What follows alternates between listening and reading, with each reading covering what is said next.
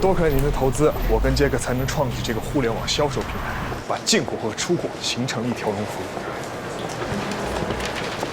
这几年国内很多互联网公司纷纷上市，直接把美国股市抬上了新高。这边是办公区域，那边是会客区。行啊，小苏，没想到你把这个互联网做得这么大。这都是您创立的，没有您就没有这一切。我今天还有份礼物要给你，林大姐。哎，我让您准备的。哦，不客气。徐总，这是公司一直以来的盈利收入，您看看。2000万，还不少啊。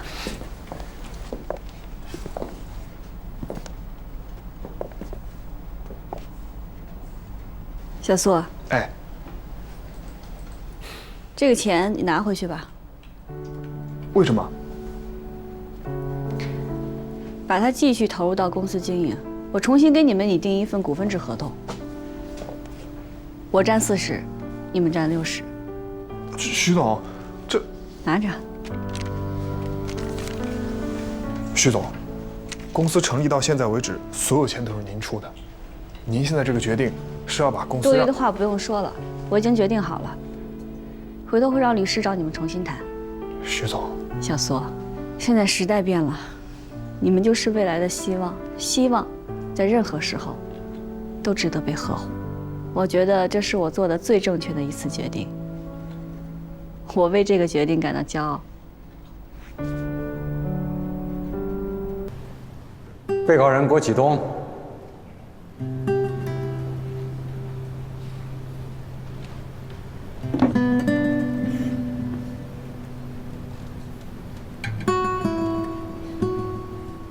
尊敬的审判长，各位审判员，我有异议，我收回我之前的认罪决定。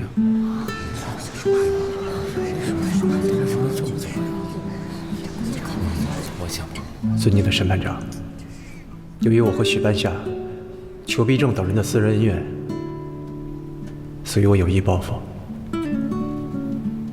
承认了并不存在的犯罪事实，请审判长和各位审判员原谅，我愿意承担由此产生的一切法律责任。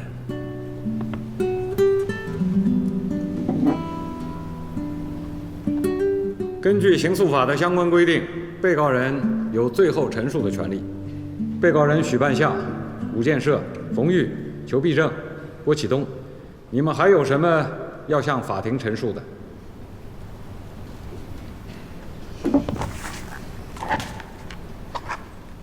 尊敬的审判长、审判员，感谢法庭给予我们最后陈述的机会。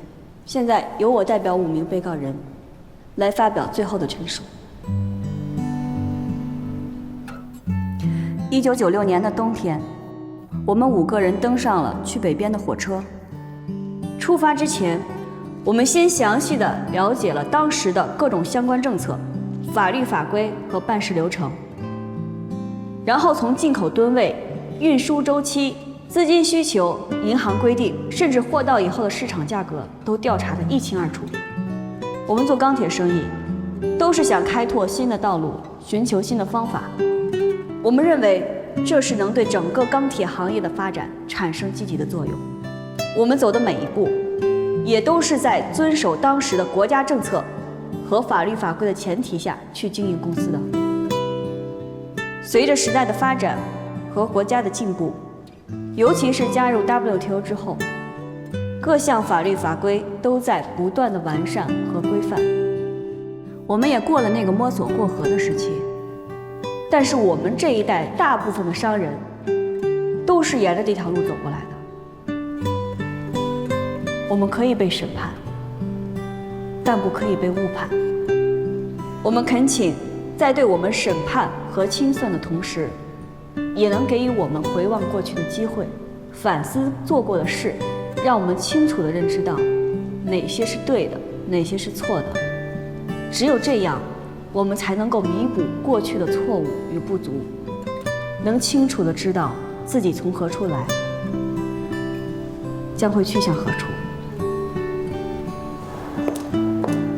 我们愿意成为推动社会进步和时代发展的一份子，也希望能够给予我们一个弥补错误的机会。我们相信法庭会给予我们公平公正的审判。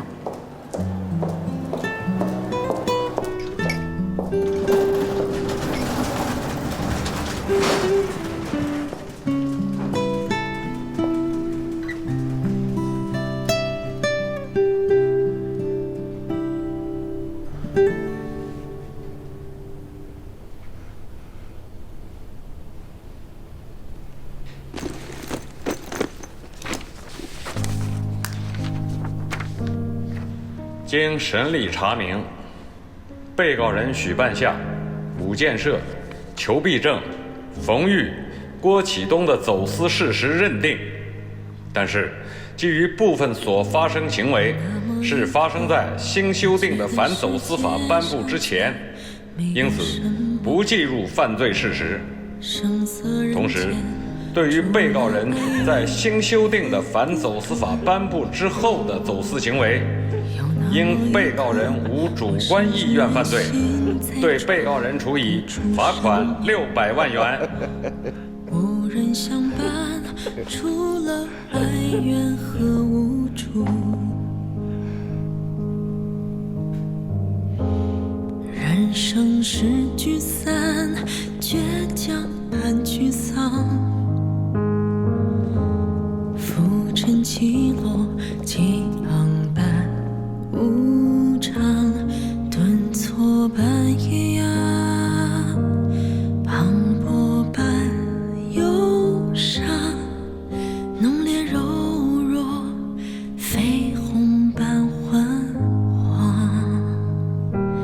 天涯在身边。经查，沈二刚在拍卖时是有着不得随意损毁和变卖设备的条款。在吴总和您的钢厂合并时，如果您对这些条款是知情的，那就必须做好公司被清算和破产的准备。最好的结果也是被缴巨额罚款。如果您不知情，那么您就得说服吴总，让他承担相应的欺诈责任。目前就只有这2种可能性，您必须选一种。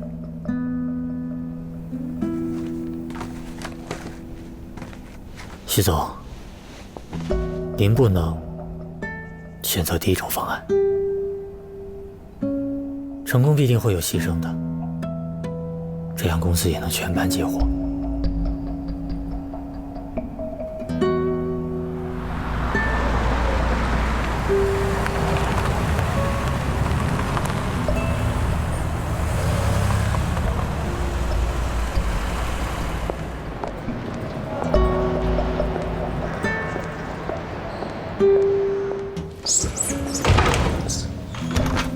律师怎么说？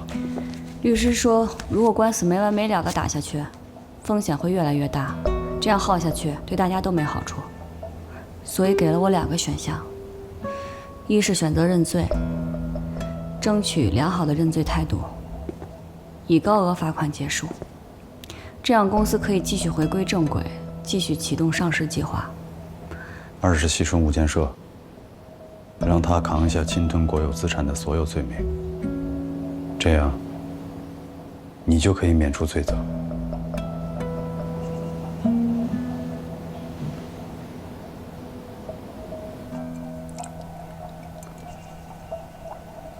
吴总，你知道当年苏联人为了保卫斯大林格勒，付出了多惨痛的代价？11个集团军，120个师啊，在严寒之下苦苦坚守了7个月，最后损失了200万人，终于把德国人挡在了门外，赢下了卫国战争的胜利，就成了2战历史上的一个转折点了。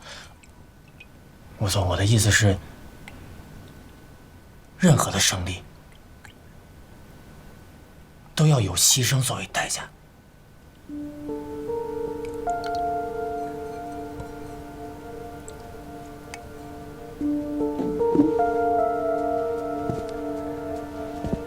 吴总，如果徐总代表公司认了这个罪，那公司的未来就会很艰难。再说，在钢厂合并的时候，您也是有所隐瞒的吧？其实归根结底，您这罪，不是替徐半夏认的，您是为了公司认的呀。您是为了自己认的。您看，您在公司占25%的股份，公司活了，再加上一上市，您的股份还在啊，钱生钱啊。相反，要公司完了，您这就是叫花子搬家，一无所有了。吴总，您如果还有什么条件，您就提，徐总一定会答应的。是徐半夏让你来的？这是我自己的意思，我也是为了公司着想。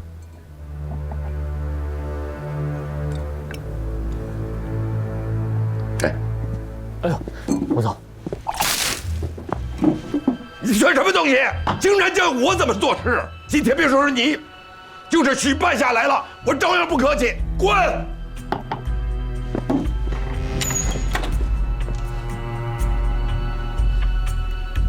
吴总，你再考虑一下，我们真的是……滚！滚！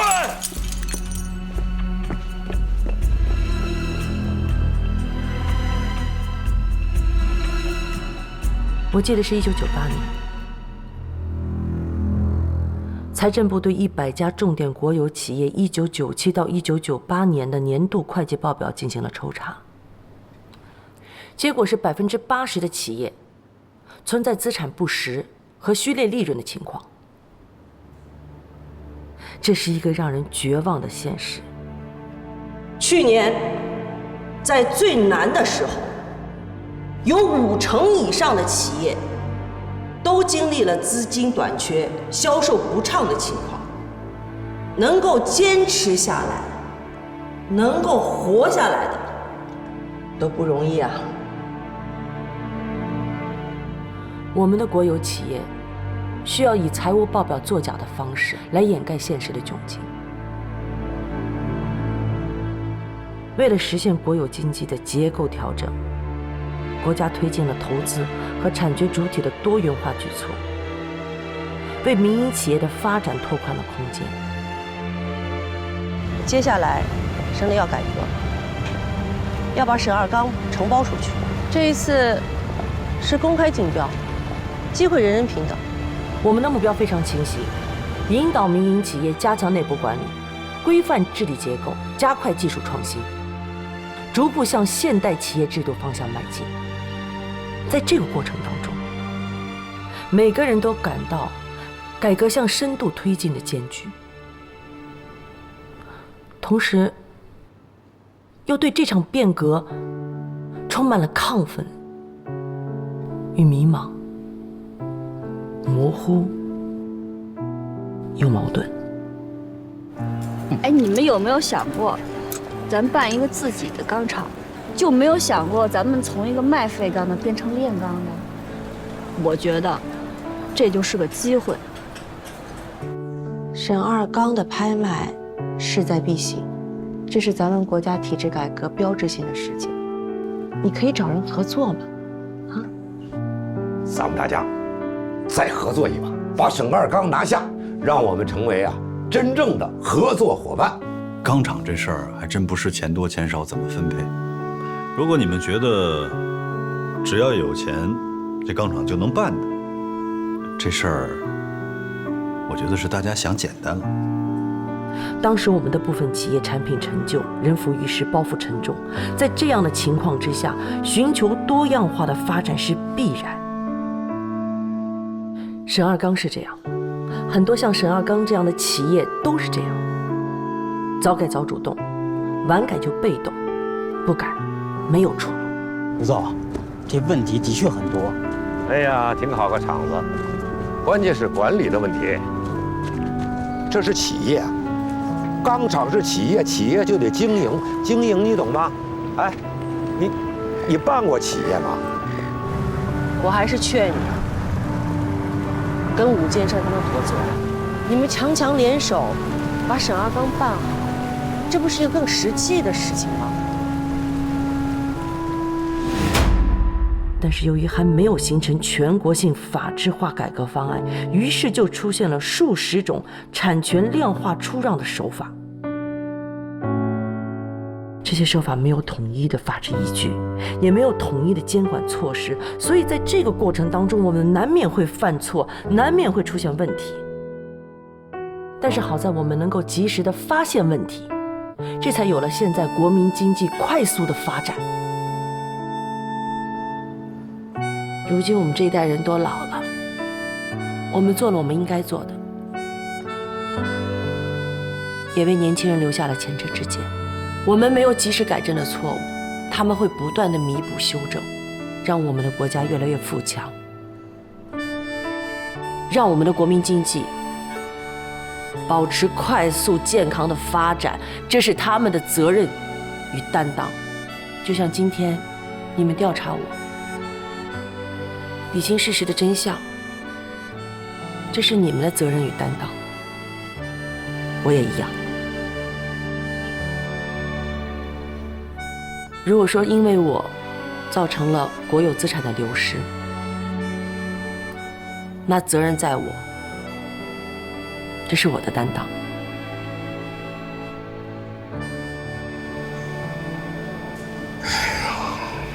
人呐，躺下的想起来，站着的又不想躺下，窝囊囊一辈子，还不如就轰轰烈烈一下子。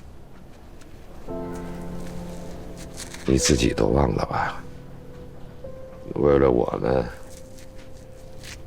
你小子一口气儿喝了那么多白酒，太男人了。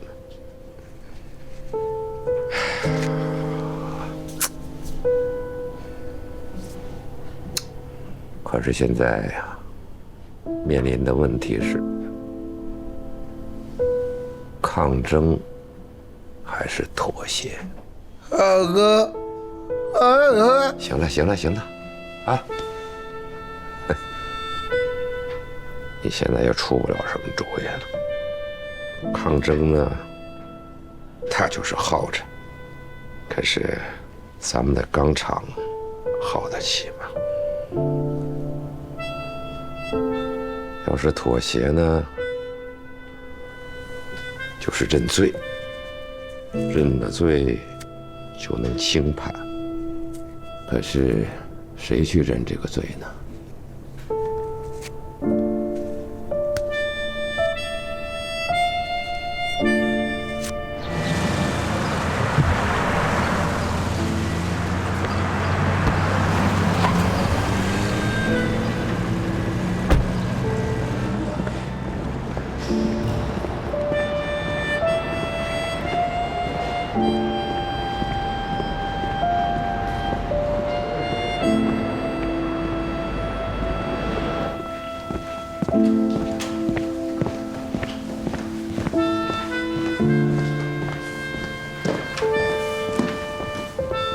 徐总，能告诉我您最后的决定吗？我马上要做应对方案了。最近我看了一些法律的书，也研究了国企改制的很多案例。我跟吴总的钢厂合并时，确实不知道钢厂的设备不能随意损毁和变卖，我还是觉得我没有罪。所以我的原则不会变，我不选择认罪。至于你们提出的第二个方案，我开不了这个口。我认识吴总之前，就是一个收废钢的，没有他，我不会有今天。我可以说是踩着他的脚印走到现在的，虽说，我如今已经超越了他，走在了他的前面。难道这就能让我丢下他吗？没有人可以永远一辈子走在别人的前面。总会有被甩下的时候。徐总，我了解您的为人了，我也知道这样做很不仗义。你也不止一次说过，这个公司不是您一个人的，是大家的心血。但在商言商啊，您还是要考虑一下公司长远的发展，毕竟还有那么多公司的支援，钢厂工人的饭碗呢。吴老大牺牲了自己，保全了整个公司，不敢说是流芳百世，那至少所有人都会感激他。他最终也会理解您的。我和吴总、裘总，我们几个人争抢了这么多年，我们得到了很多，但失去的更多。我们几个互相算计，互相出卖，为了做点生意，撞得头破血流，最终什么也没捞着。现在想想，我挺怀念我们一起拼命生存的样子。他们还是挺可爱的一群人。虽说伤人重利轻别离，但我不想做一个在商言商的商人，我还是选择做一个重情义的商人。我要对得起5件事，要